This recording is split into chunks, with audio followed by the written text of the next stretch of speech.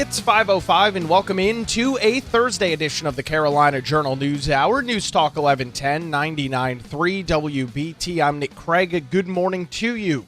Well, the North Carolina Rate Bureau is looking to raise rates on an average of 68.3% statewide on dwelling insurance policies over the next 2 years. That's according to a recent press release issued by the North Carolina Department of Insurance.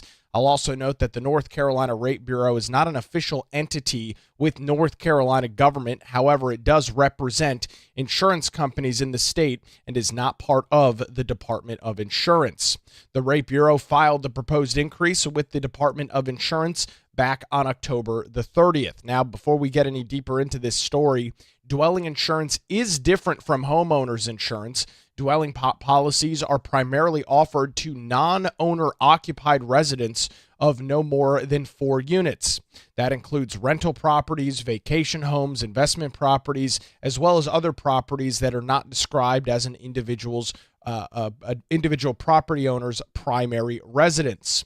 The first proposed average statewide increase of 28.5% would take effect July of 2026, with a second increase of 30.9%, again on average, taking effect in July of 2027. That's how you get to that whopping 68.3% increase.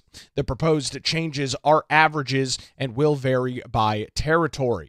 In an emailed statement to CarolinaJournal.com, the North Carolina Rate Bureau said it reviewed data on tens of thousands of actual insurance claims from 2019 through 2023 to determine the premiums needed to cover risks and build that request. They stated that they requested a substantial increase in dwelling rates because claim costs have risen substantially, noting climate change as one of the culprits. All right, well, we'll take their word for it on that. The Rate Bureau stated, quote, the 27 separate billion-dollar disasters that have hit the United States in 2024 would have been an all-time record had it not been for the 28 billion disasters that hit the United States in 2023. They also noted that inflation in the construction industry has far outpaced overall inflation in recent years, and some of the fastest growing areas in North Carolina are coastal areas where storm damage is more common. They said in their email, quote, simply put, severe storm damage is becoming more common, it's impacting more homes, and it's more expensive to rebuild afterwards. The last dwelling rate hike made by the North Carolina Rate Bureau was in July of 2023, when it requested an average statewide increase of 50.6%.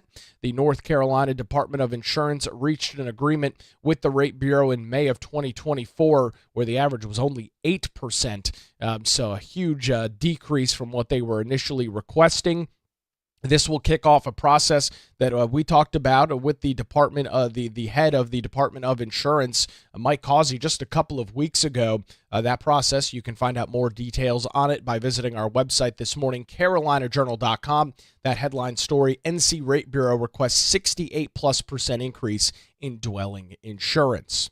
In some other statewide news this morning, a company by the name of Vulcan Elements, which is a Durham-based startup specializing in rare earth minerals, has announced a $1.4 billion partnership with the United States government. The investment will fund the construction, commission, and operation of a 10,000 metric ton magnet facility across North Carolina. Brian Balfour, the vice president of research at the John Locke Foundation, said, this is more crony capitalism, where taxpayer dollars are being used to benefit politically connected corporations.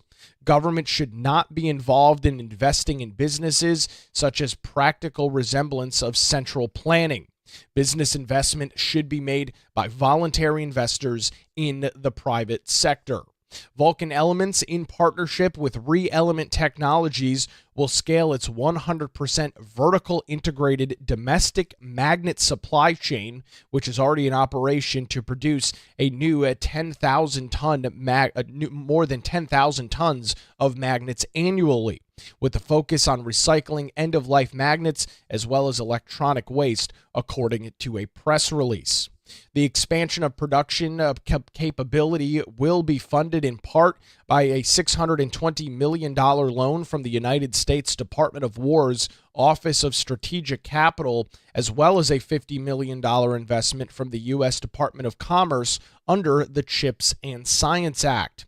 The company also received an additional $550 million in private investment.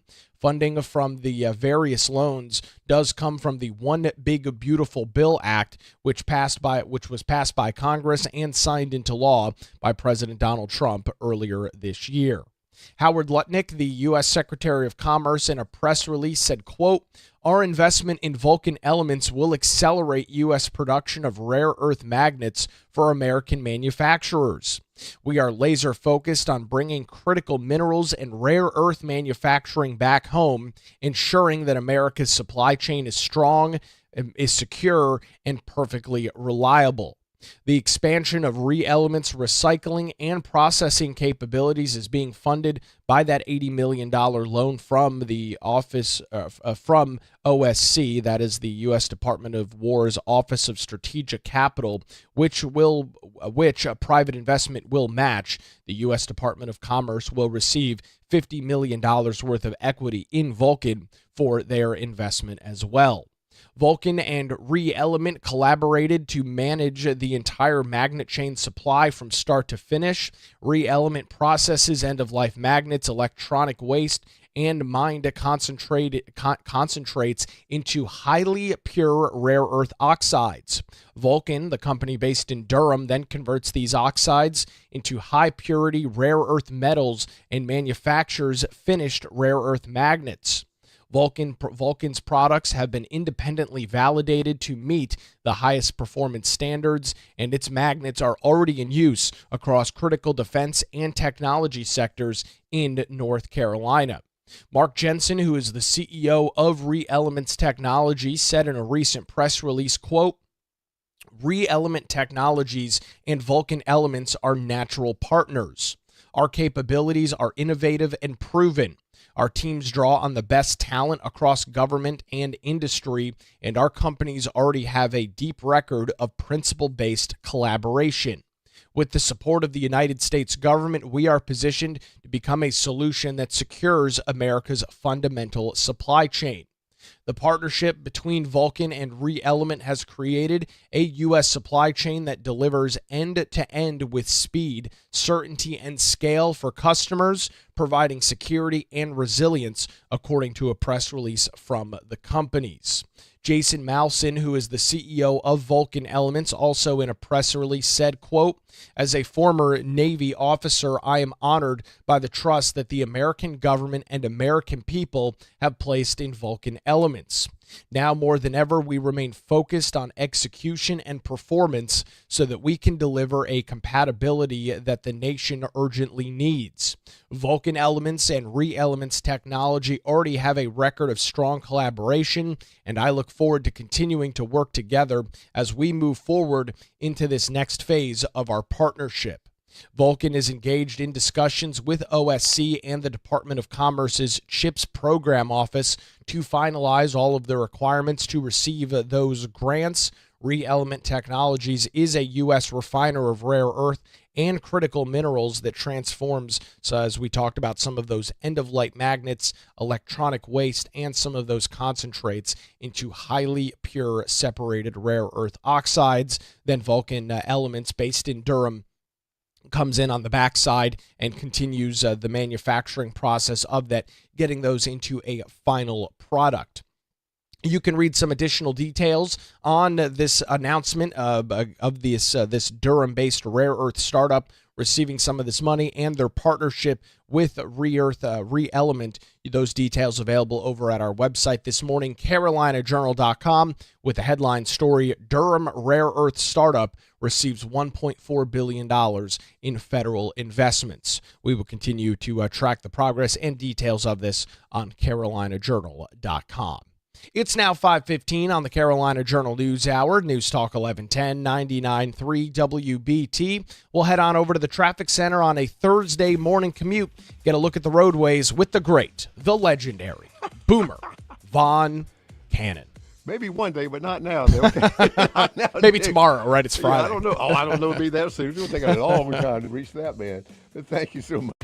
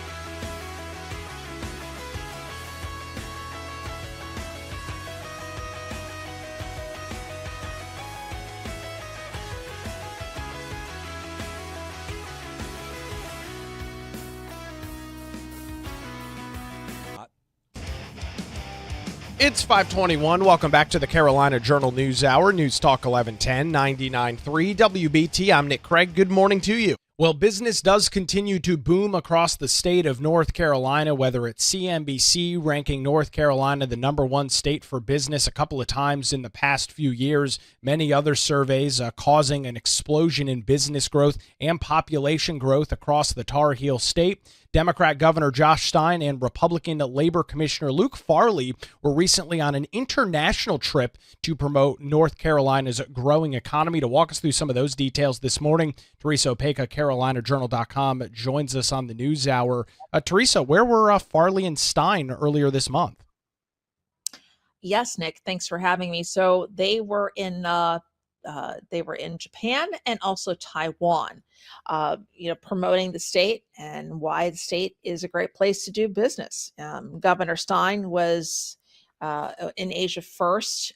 He was in Asia last week promoting all the great ways that these companies, why they should relocate here, or not relocate, but locate here. Labor Commissioner Farley has been in Taiwan this past week. He made a video statement from the Council of State on Tuesday morning about his exploration over there and, touting the state as well. Yeah, and I mean, the growth in North Carolina, Teresa, is pretty substantial. I mean, it's hard to find any major public survey or study that is done that does not have North Carolina in the top couple of spots, whether you're looking at business growth, population growth, people moving. It is a very good time to be in North Carolina. Of course, that comes with concerns, growth, and prices of rents and houses are, of course, going up as a result of that. But it's hard to argue that we're not in a golden age here in North Carolina. Oh yeah, I mean, you see it all over. As you first mentioned when you came on, with being ranked as the #1 state for business again this year by CNBC, the third time in the last 4 years. There's many a reason for that, including the General Assembly cutting the corporate income tax rate. That's going to be zeroed out in the next few years, cutting also the tax rate for people and the personal income tax. Being more inviting for businesses. It's just a very, really, really good place to be, especially to, a more business-friendly climate, depending on which side of the aisle you're on. Now we have the elections behind us. Maybe some more people from New York might possibly move down, from other different states as well. But yeah, North Carolina definitely has a lot going for it. And both Luke Farley and Governor Stein had very good reasons to tout the state, because it just is. It's a great place to live and work. Well, as you mentioned, this trip, the governor being in Japan, one of the major, probably one of the most well-known Japanese companies anywhere across the world, Teresa, is Toyota, the major car manufacturer. They've actually got a facility that is planned to open here in North Carolina relatively shortly. That's great news already. Yes, it is. It's the Toyota battery manufacturing plant in Liberty that's near Greensboro that's set to open on November 12th. The automaker, their total investment in that site's nearly $14 billion and expected to create over 5,000 jobs. So that's really, really good. That plant is going to feature 14 production lines, including 4 that are dedicated to supporting battery production for hybrid electric vehicles and 10 dedicated to supporting battery production for battery electric vehicles and plug-in hybrid as well. It goes to show you, if Toyota, major company, it's been here for many, many years, has that confidence in the state. We want to keep building on that. That's what the governor said. He's had like 30 individual meetings with businesses and 3 speeches to large business groups when he was in Japan. And, hopefully the next coming weeks, we're going to have some more positive news. So that's great. It's great news for North Carolina. And Teresa, while I mentioned before, kind of in a golden age right now, things are really good. You don't have to go back that far to find North Carolina in a very different spot economically. You go back to 2010, and prior to that, the state was not anywhere near the top in the #1 state for business, had a very high personal income tax rate in comparison to other states across the Southeast, high business taxes, a whole bunch of debt owed to the federal government. This is hard to argue that this is not anything but a direct result of Republicans taking control of the General Assembly and making the state's tax climate better for business growth. Oh yeah, most definitely. And I talked with Treasurer Brad Briner about a week or two ago, about the rainy day fund, and like he said, at one point there wasn't a rainy day fund. There was nothing. That was prior to 2010. They didn't have anything. So, including that, having money to fall back onto, it's responsible leadership by Republicans in the General Assembly who has gotten North Carolina to this point. So, because yeah, the state wasn't always in great shape, as you noted. Now, Teresa, let me ask you about this as we wrap up our conversation. International discussions about trades and tariff, of course, have been a major story. We've been covering it over at Carolina Journal. It's been big international news as well. Do you think some of the discussion about trade wars and tariffs, some of those other things, are maybe why the reasons that the Stein and Farley traveled to a couple of countries across Asia to continue to promote North Carolina, essentially saying, hey, regardless of what some of the national coverage is, we're open for business here in the state? Yeah, I definitely think so. I think they want to, to have the good, build on the good relationships. We even heard, from Governor Stein during the Council of State meeting, or actually after the meeting, told reporters, Japan, he said, it's very much a place of relationship and trust.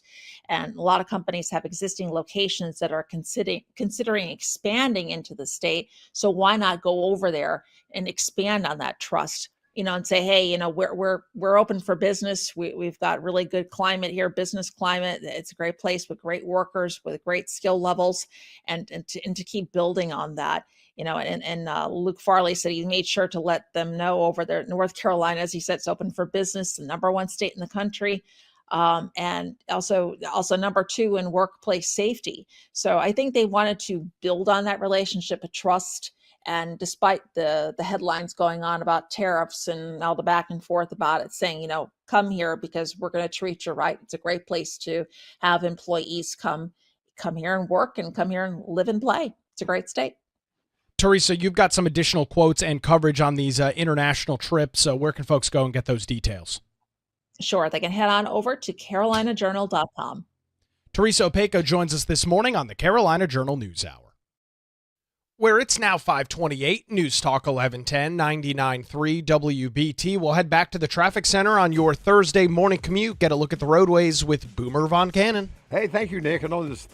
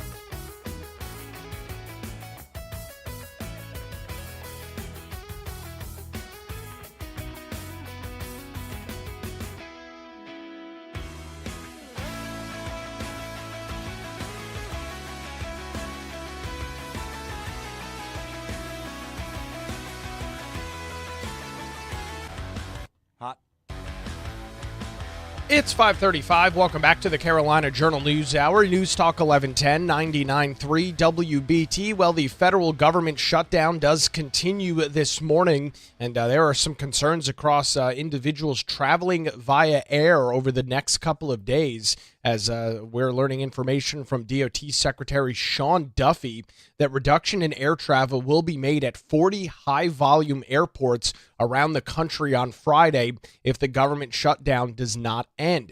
That is according to the Department of Transportation and FAA, Federal Aviation Administration officials who announced that on Wednesday.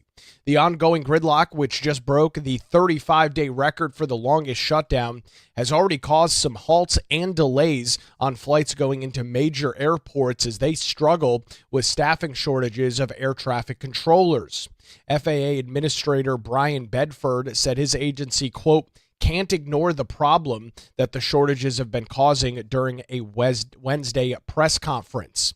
DOT Secretary Sean Duffy outlined measures the federal government will be taking as the shutdown continues to impact air travel, announcing that there's going to be a 10% reduction in capacity at 40 airport locations. Now, it is not immediately known as of right now what those 40 locations are. I presume that we'd probably find out some of those details throughout the day today. However, those restrictions will go into effect on Friday and impact roughly 4,000 flights nationwide per day. The FAA noted that the 40 locations would be high-volume airports, and of course, across the Tar Heel State, two major airports come to mind, Charlotte Douglas and RDU, both of them, Charlotte a little bit higher volume than RDU, but both I think would fall pretty close to that high-volume category, so we'll wait and see what happens there. Duffy's announcement came just a day after he warned that DOT may be forced to close certain parts of the airspace should the shutdown continue into the next couple of weeks. Duffy said in a press conference yesterday, the longer this goes on, every day these hardworking Americans have bills they have to pay, and they're being forced to make decisions and choices. Do they go to work as an air traffic controller, or do they have to find a different job to get resources, money, and to put food on their table, to put gas in their car? As every day goes by, I think the problem is only going to get worse, not better. He continued and ragged on the Senate Democrats in Washington, D.C., saying, quote, if you bring us to a week from today, Democrats, you will see mass chaos. He said you will see mass flight delays, you'll see mass cancellations, and you may see us close certain parts of the airspace because we can just not manage it because we do not have air traffic controllers.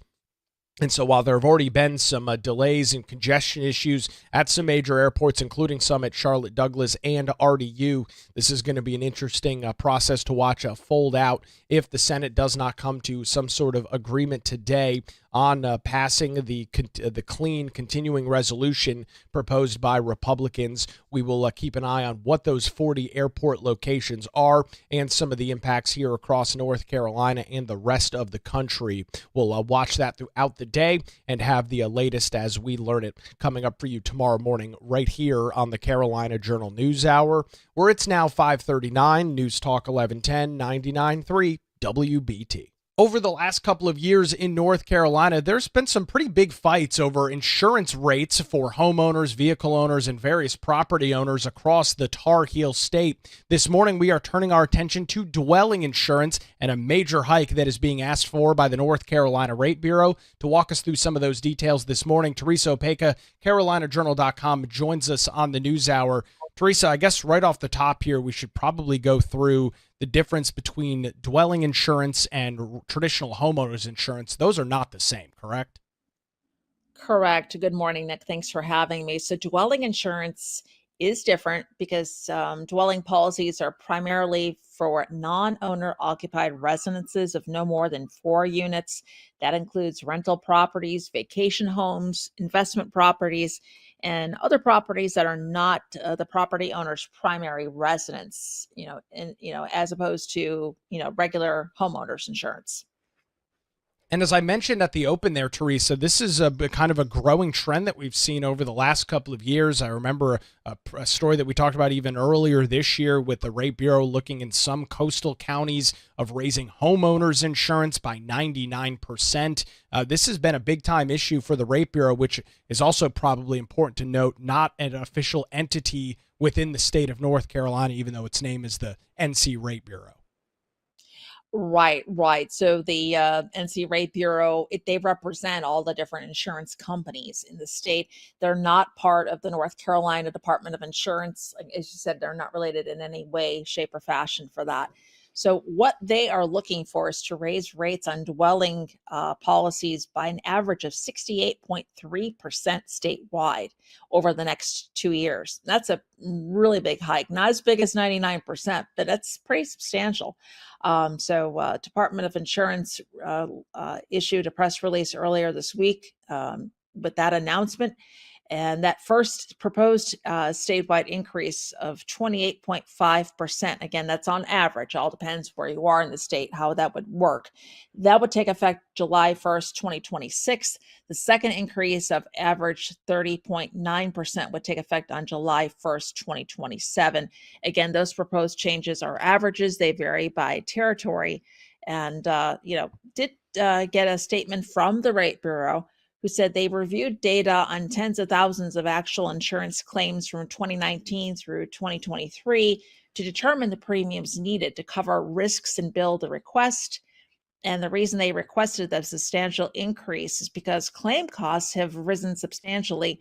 They noted climate change as one of the culprits and said 27 separate billion-dollar disasters hit the U.S. in 2024. That would be an all-time record had it not been for $28 billion disasters that hit in 2023. They also noted inflation in the construction industry has far outpaced overall inflation in recent years. And some of the fastest growing areas in North Carolina are coastal areas where storm damage is more common. They singled out Brunswick County as one example of that. Well, and that's incredibly relevant as you talk about, again, the difference between dwelling and traditional homeowners insurance for people that have their primary residence, Teresa. A lot of folks that own rental properties, well, they happen to be in the coastal areas where folks are vacationing throughout the summer. Oh, yeah. Yeah. So it is a pretty relevant bit of news here because you've got so many of those that they have those properties. So yeah, it'll be quite interesting to see what comes of this.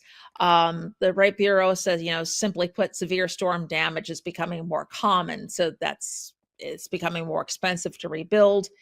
And that last dwelling rate hike request that the Rate Bureau made was in July of 2023. They requested an average of 50.6%, but they reached an agreement with the Department of Insurance to raise rates by an average of 8% in May of 2024.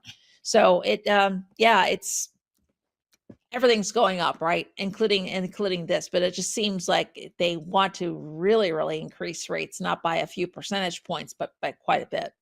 Yeah, and this is something that we have seen for a variety of different pieces of insurance over the last couple of years. And Teresa, while folks might be frustrated with what we're talking about this morning, this is the legal process that plays out in North Carolina. The Rate Bureau makes this official request to the North Carolina Department of Insurance, and that kicks off a legal process, or could kick off a legal process, a public comment period.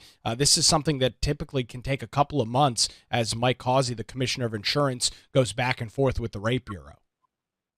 Right, right. So we have in the article 2 ways that the public can comment. They can either email comments or they can mail them, and they all have to be received by November 19th. So if the Department of Insurance doesn't agree with those requested rates after getting all those comments in, they will try to negotiate with the Rate Bureau. And if a settlement can't be reached within about 50 days, they will then hold a hearing.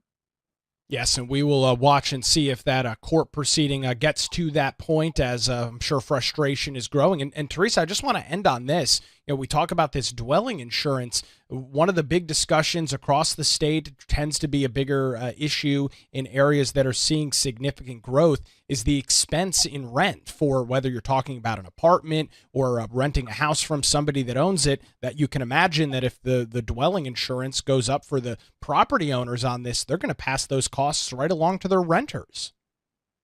Oh, absolutely. Because they have to make up the difference, right? So yeah, that's going to get passed on. Just because you're renting doesn't mean that you're going to be excluded from this. You can imagine that you are going to see your rates go up from this, however much they are, going to go up. But yeah, renters are not excluded in this situation. As Teresa mentioned, you can get in on some of the public comment period. You can either email or send physical mail. We've got all of those details over on our website this morning, carolinajournal.com. The headline story, NC Rate Bureau requests 68+% increase in dwelling insurance. We appreciate the information this morning. Teresa Opeka joins us on the Carolina Journal News Hour. Where it's now 546, News Talk 1110, 99.3 WBT. We'll head back to the traffic center, get a look at the roadways on your Thursday morning commute with Boomer Von Cannon. Hey, thanks, Nick. Now clear.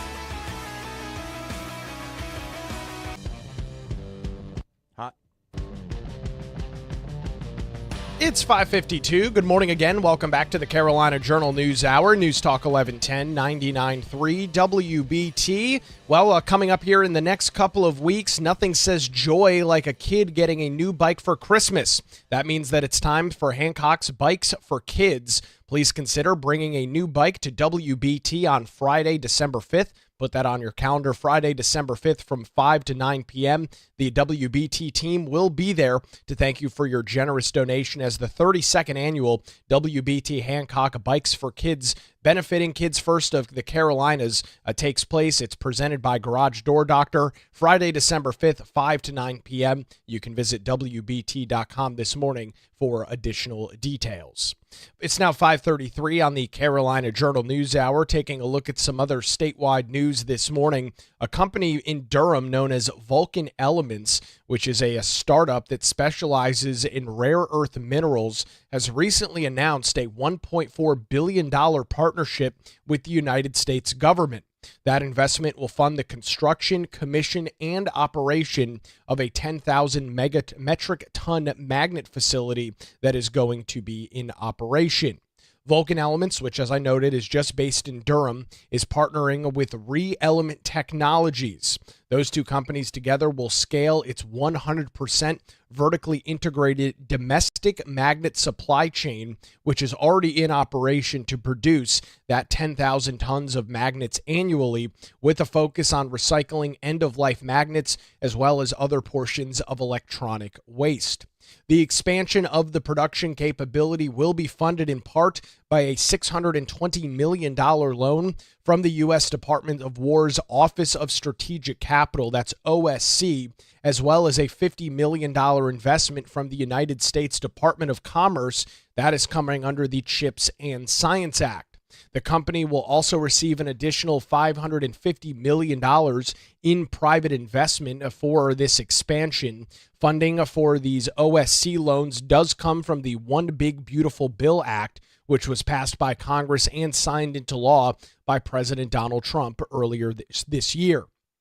Howard Lutnick, who is the U.S. Secretary of Commerce, said in a press release, quote, "Our investment in Vulcan Elements will accelerate U.S. production of rare earth magnets for American manufacturers. We are laser focused on bringing critical minerals and rare earth manufacturing back home, ensuring that America's supply chain is strong, secure, and perfectly reliable. The expansion of Re-Element's recycling and processing capabilities is being fueled by an $80 million loan from OSC with private investments that will match that. The U.S. Department of Commerce will receive $50 million in equity in Vulcan for some of these investments.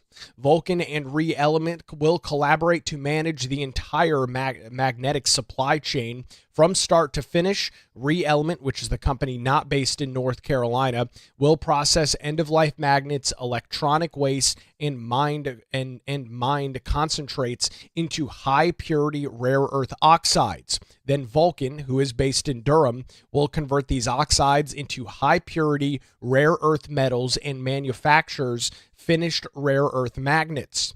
Vulcan's products have been independently validated to meet the highest performance standards, and its magnets are already in use across critical defense and technology sectors throughout the U.S. John Malson, who is the CEO of Vulcan Elements, said, quote, "As a former Navy officer, I am honored by the trust that the American government and American people have placed in Vulcan Elements.